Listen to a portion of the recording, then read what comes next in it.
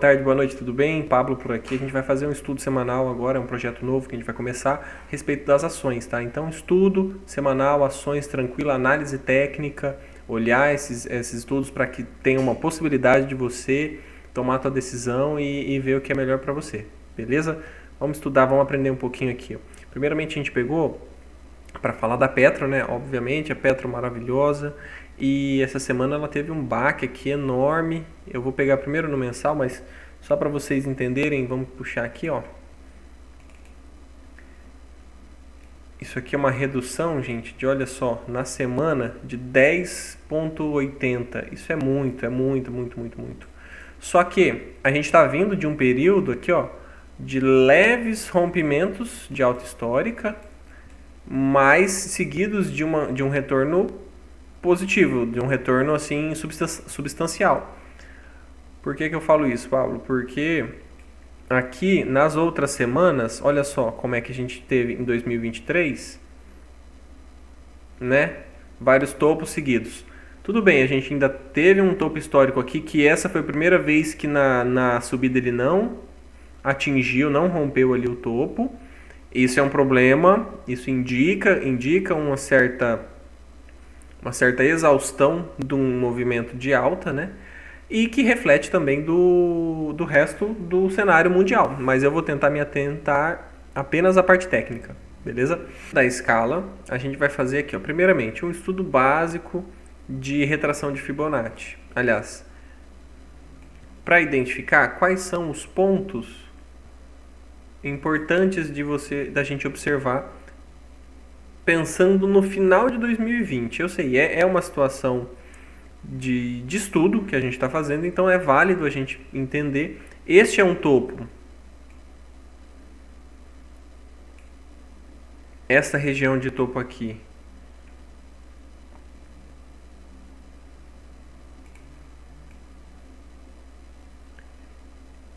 Já faz um ano que estava tentando romper, né? Rompia, mas rompia bem devagar.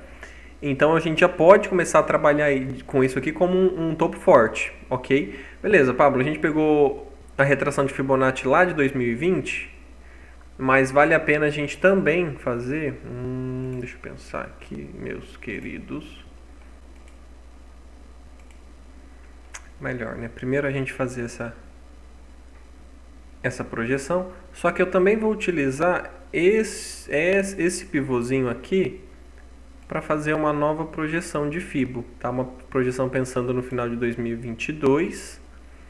Eu acho que é válido a gente também ter este norte. A gente pega do último ponto. Eu não gosto de pegar o fechamento, que seria essa base. Eu gosto de pegar mesmo o último preço, o menor preço, junto com o maior aqui. Então a gente tem este segundo Fibo dentro do Fibo.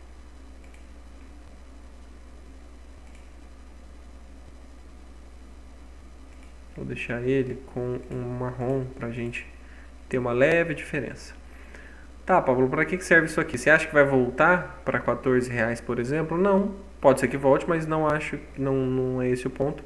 É só para a gente poder visualizar num limite mais próximo aqui dessa região, que a gente já consegue até perceber que ela foi testada em março de 2024. Só que, Pablo, ela foi testada, não é nem que ela foi testada. Agora, essa é uma região em relação a este ponto. Beleza? Então, teve aqui, isso confirma que ela que esse vai ser um ponto forte. A região dos R$29.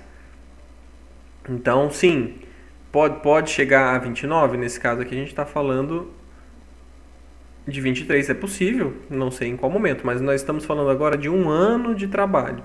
Este gráfico é o gráfico semanal. Então eu fiz essa análise primeiramente para a gente observar na área semanal. E vamos puxar para um diário, para o que é que aconteceu, né? Puxando aqui uma redução.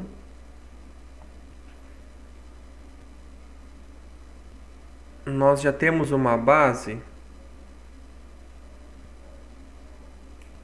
em que nós tínhamos um gap nessa região que foi superado. Nós tínhamos outro gap dessa região aqui, que o mercado voltou para buscar esse gap. Nós tivemos um gap pequeno aqui, beleza? Gap, né, para aqueles que não entendem, é a diferença do preço, dependendo de uma sequência, né, entre um pregão e outro, tem uma diferença do preço, para cima ou para baixo. E aqui nós tivemos um gap, tivemos outro gap de certa forma, mas que ambos foram buscados. Nós temos um gap, nós temos outro gap, o preço chegou a 33, o preço chegou a 33,84, mas existem possibilidades de buscar esse gap. Afinal, todos os outros gaps foram buscados e é uma tendência do mercado, é uma probabilidade que ele busque. Então tá, então a gente tem a mínima dessa semana, que é a mínima do semanal, também essa mínima do diário. Vamos marcar ela aqui que eu acho válido.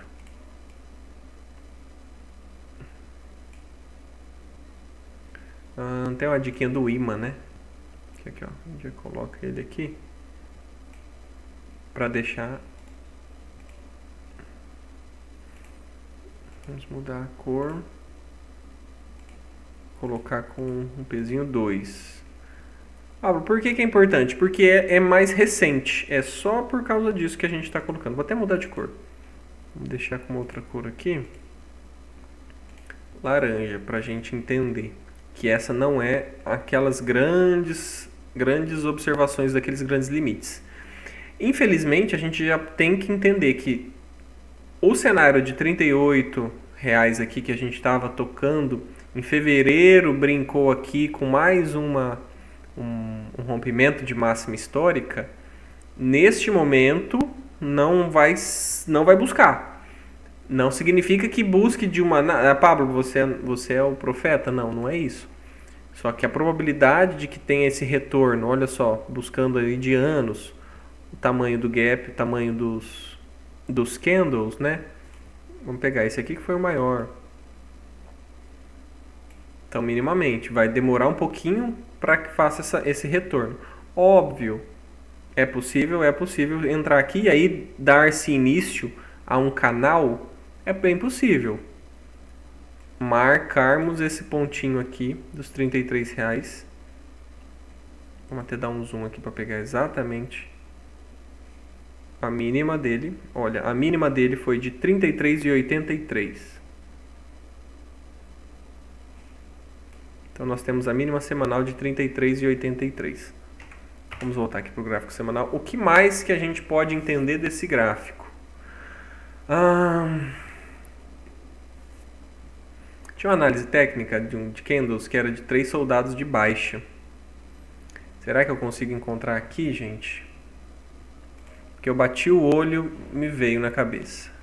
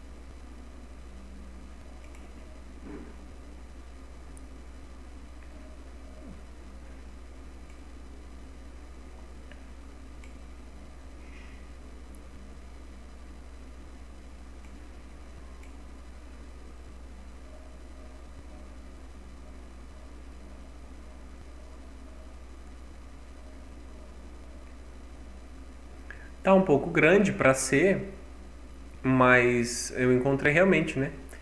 Os 3 soldados de alta e 3 árvores de queda, né? Enfim. Então, isso aqui é um padrão de candlestick que foi rompido, embora tenha tido retorno já. Gravem isso daqui, é importante a gente visualizar. O que mais que a gente tem?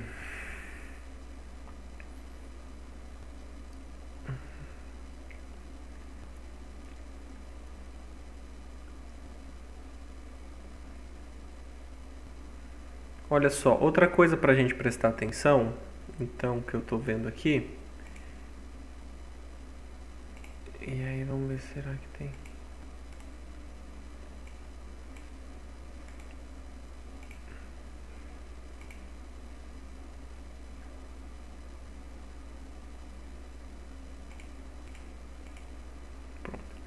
É que nós temos uma região... Opa, caramba. Ai, ai.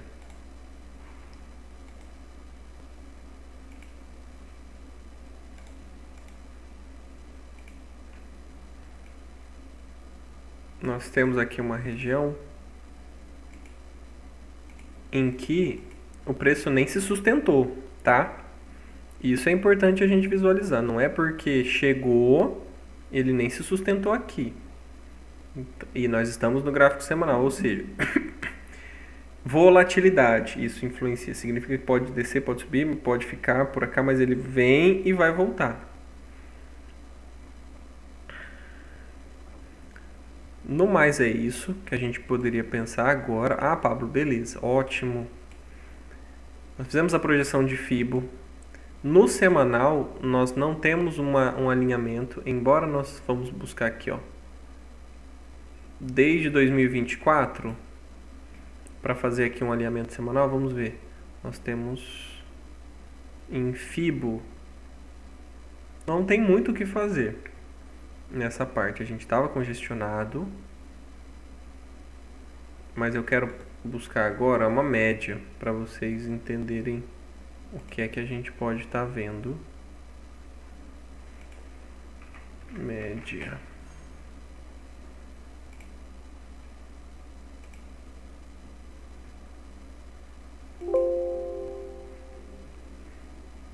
Uma média de 9, uma média de 81.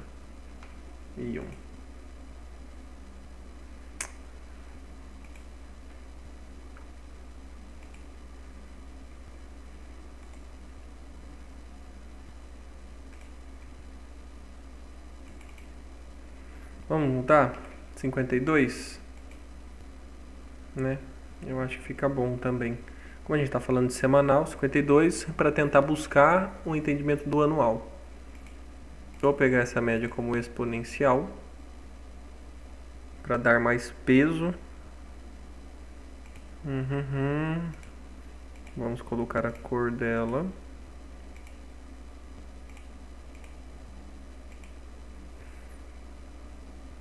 Então tá bom. Média de 9 não sendo respeitada. Vou até olhar historicamente para ver se ela tem algum respeito. Acho que nem vale muito a pena a gente olhar na média de 9, né? Se a gente for observar ao longo dos anos, a nível semanal, não faz muito sentido a gente olhar essa média de 9. Então vamos mudar. Agora, esta média aqui, a média de 52,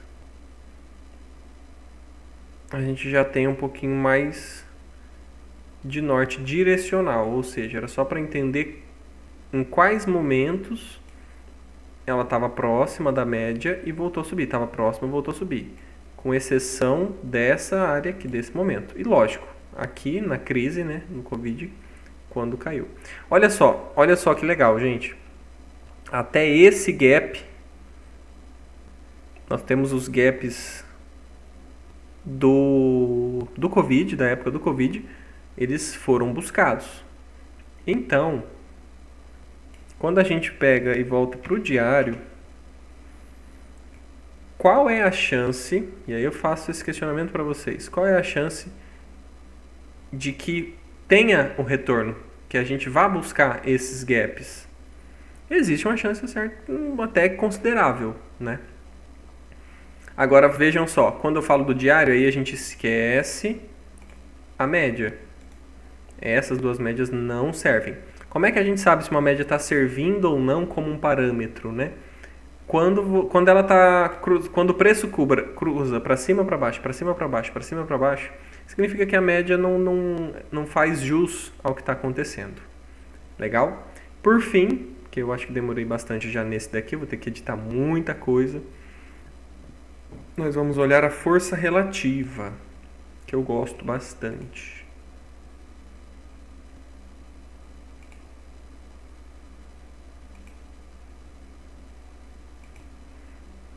Ué, cadê você que você não tava? Ah, tá bom. Pronto.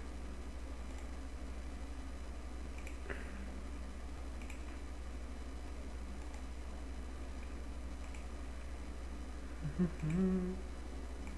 colocar um pouquinho mais grosso. Vou colocar em preto aqui.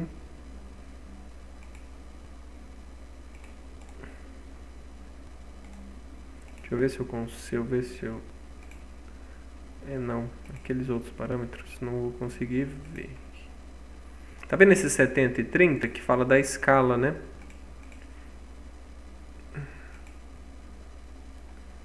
Eu não acho que vai dar certo. Ah, que bom. Pronto. Pelo menos para ajudar. O índice de força relativa, ela mede a força de um candle, né? A força de pressão de venda ou de compra com base nas estatísticas. Beleza. O que nesse momento a gente consegue entender? Nesses dias aqui de março, nós tivemos o que chama de divergência de baixa. Divergência por quê? Porque o preço estava em queda e a força relativa estava em queda. Ela foi para um estado chamado sobrevendido, que é abaixo de 30, só que ela continuou com uma queda, então ela formou aqui um pseudo pivô, o preço desceu, subiu e desceu de novo, mas aqui a força relativa dela foi para cima, o impacto dela. Olha só que legal. Cadê canetinha? Vem.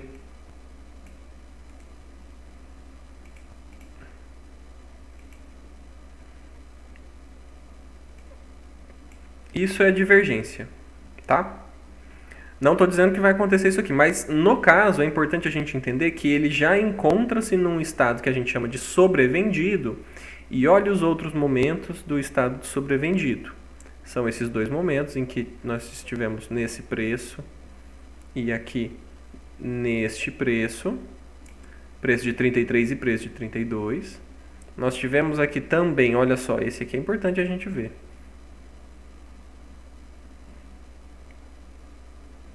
Não, porque eu falo isso? Porque nós tivemos uma queda. Eu vou pegar com esse aqui para entendermos bem bacana.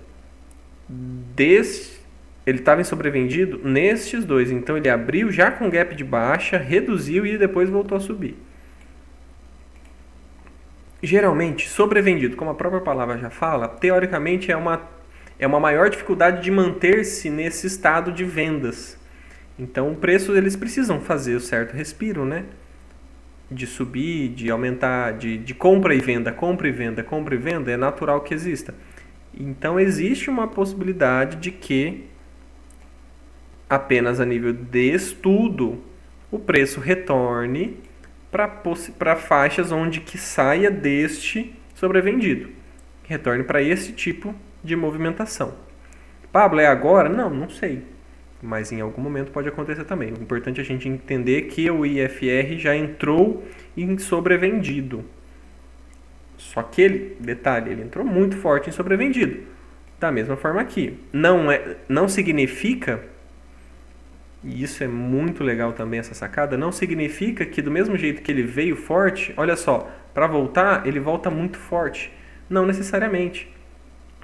Aqui ele desceu, ele tem uma absorção primeiro, para depois ele fazer um retorno. Vamos buscar aqui qualquer outra. Tem outras que nem foram descidas tão rápidas, né? Mas vamos entender. Essa daqui, olha aqui que legal. Desceu forte. Isso não ficou. Desceu muito forte. O que significa? Descida íngreme, rápida, em pouco tempo. Uma absorção para depois ter um retorno. Leve retorno, viu só? Nem foi tão forte. Teve uma descida forte aqui. Se a gente olhar, na verdade não é uma descida forte, porque ela fez uma redução. Teve um respiro para depois fazer uma redução. Mesma coisa, olha só aqui. Teve uma absorção, só que nesse caso não voltou. Nesse caso, inclusive, após a absorção, desceu de novo. O preço foi um gap de baixa absurdo. Março de 2024. Nós estamos em março de 2025, acabamos de passar.